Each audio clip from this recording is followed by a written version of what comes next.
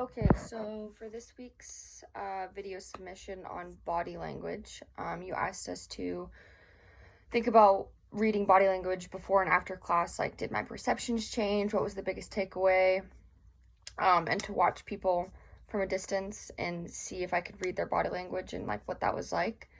I think that I have taken like nonverbal language before, nonverbal communication classes before. So some of this stuff was, a lot of it was kind of like a review, but I liked the different resources that we used and like the videos we watched in class because I felt like they were a lot more in-depth in certain ways that I hadn't seen before. Like the micro expressions I thought were really cool because I think those are really accurate, especially for people like me that sometimes like have trouble expressing their emotions. So if you can watch for those subtle things, then you can like really understand a lot more about what someone's feeling.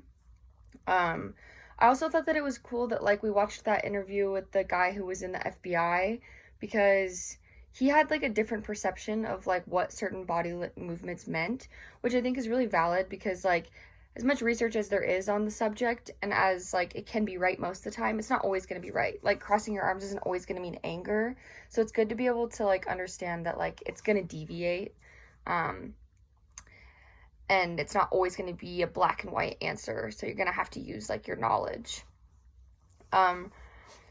Watching people from a distance, I did this actually last night downtown. I went out to a bar downtown where a bunch of my friends were hanging out, and I wasn't drinking because I was the DD for the night, so I figured it was a good opportunity for me to kind of like watch people, especially when they're a little bit less inhibited, because they're drinking.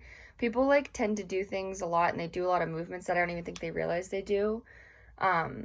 Like when someone came up to my friend at the bar and he was like kind of complimenting her and kind of like trying to hit on her and maybe get her number, like the way that she kind of like stood back from him and she kind of like covered herself up a little bit sort of told me that she didn't like the interaction and she didn't want it to like continue. So that was like her first signal to him to say like, hey, I'm not comfortable with it, because if she had been, she would have been more open with like her chest and her shoulders and like would have faced him.